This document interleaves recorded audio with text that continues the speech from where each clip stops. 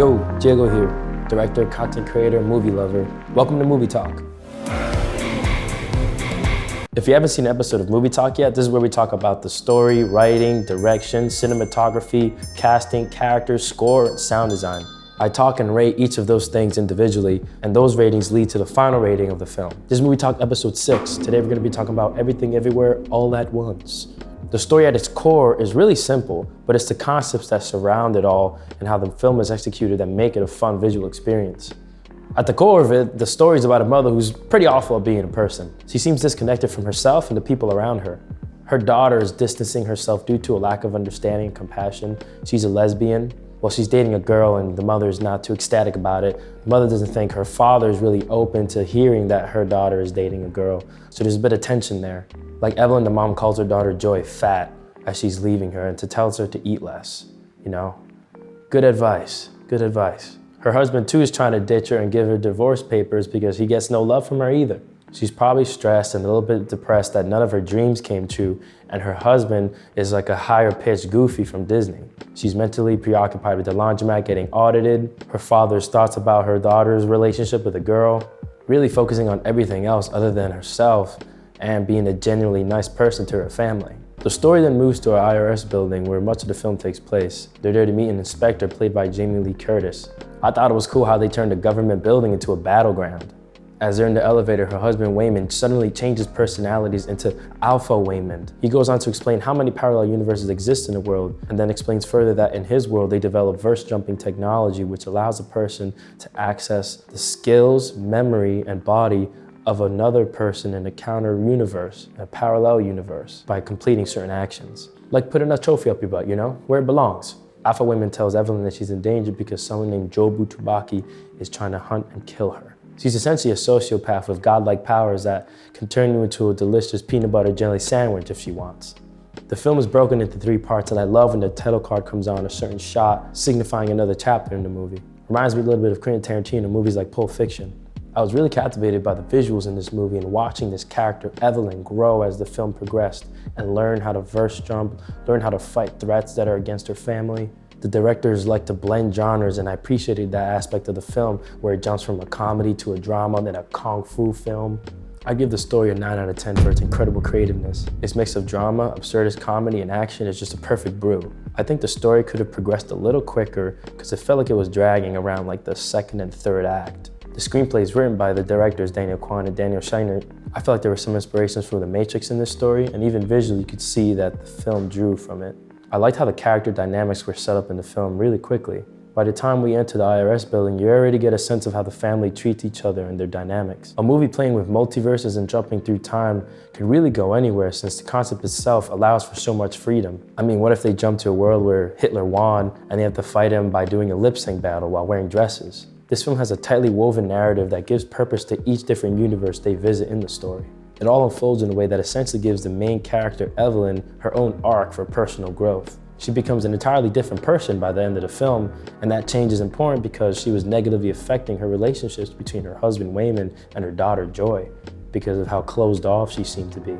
She was a bit of a bitch. I love the scene towards the end where Joy and Evelyn fight through the different universes that the film has visited. The writing here is super creative and very different from anything I've seen in a while.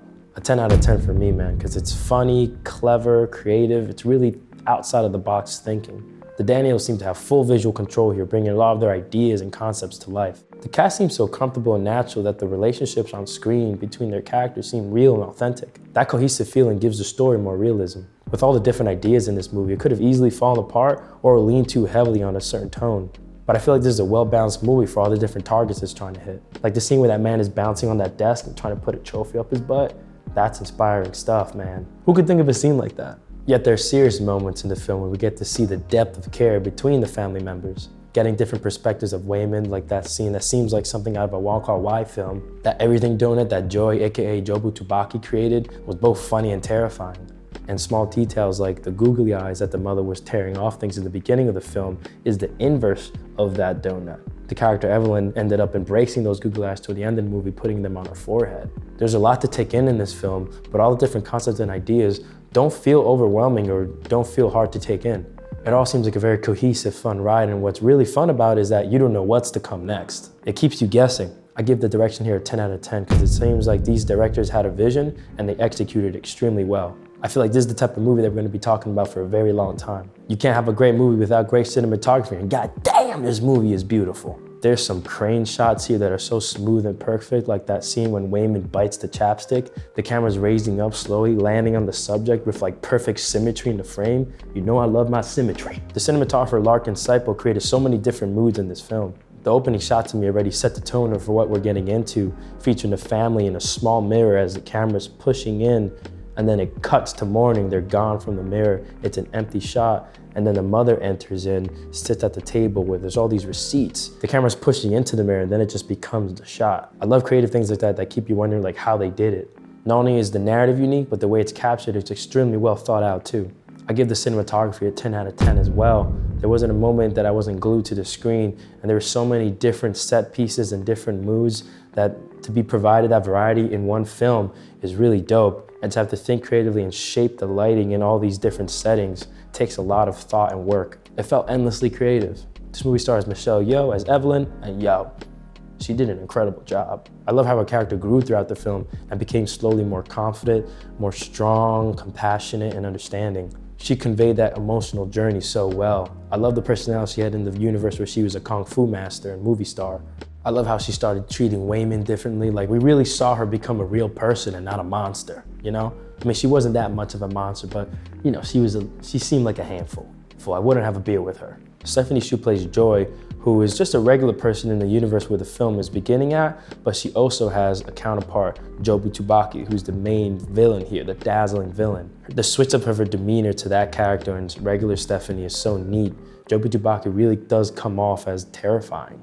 Her playing that character was fun to watch. She really became a badass. I was reading that Huy Quan hasn't acted in a long time. However, he's very talented, and I can tell because he had to play these drastically different characters, and he did it so well, giving them specific demeanors to their individual personalities. His character was definitely the comedic relief as we saw him be a little bit high-pitched and goofy, but then we have Alpha Wayman that showed us a more badass aspect of him. Jamie Lee Curtis is in this film too as an IRS inspector, and she's crazy in this film too, basically changing from a desk slave to like a wrestler. She was awesome. I give the characters an 8 out of 10. We have some strong core characters that we get to see different aspects and personalities of due to the concept of the film, which keeps it interesting. For a film that's dealing with world building, multiverse hopping, fighting, drama, the sound design that's built out here that makes it all believable is great. There's distinct sound and sound design that I remember, like the forest Joy and Evelyn fought, and the universe where they all had hot dogs and the squishy noises from there. Everything felt real and engrossing. The sound was just as important as the visuals and really drew you into the scenes you were watching. The score by Sun Lux is truly beautiful. At some point I was really tearing up, and I feel like that was just a combination of everything. The score, genuine personalities on the screen, good acting. There was great buildup in the film that really drew you into the narrative. I listened to some more of the score on Spotify too, and it was really nice. It's really pretty, and it perfectly fitted the atmosphere of the film. I give the score a 10 out of 10. Really, any movie that brings me to a certain point of tears or keeps my intrigue enough so that I look for it later on Spotify or somewhere else is a good score to me. There's a lot of variety in it too, with Chinese influenced themes, pianos, strings, really eerie dark pieces when the film gets serious, like when it introduces Jobu Tubaki. I just really enjoyed it. I give this movie a 9 out of 10. I saw it twice and I was floored both experiences. Not only that, but the second viewing I was able to pick up on some more things and enjoy different aspects of the film because there's so much to enjoy. The story is well written and interesting. I love absurd comedy too, like some of my favorite people are Eric Andre, Key and Peele. This film hit on so many different levels, and it makes me happy that it's a success because we really do need more movies like this. Thank you, Daniels. And thank you guys for watching this review. Do you agree with me or not? Let me know what you guys thought about the movie in the comments below, and maybe what I should review next. Remember to hit that subscribe button to tune into more movie talk as I drop videos every 2 or 3 days. If you like this video, there's more to watch right here. Check out these videos to watch.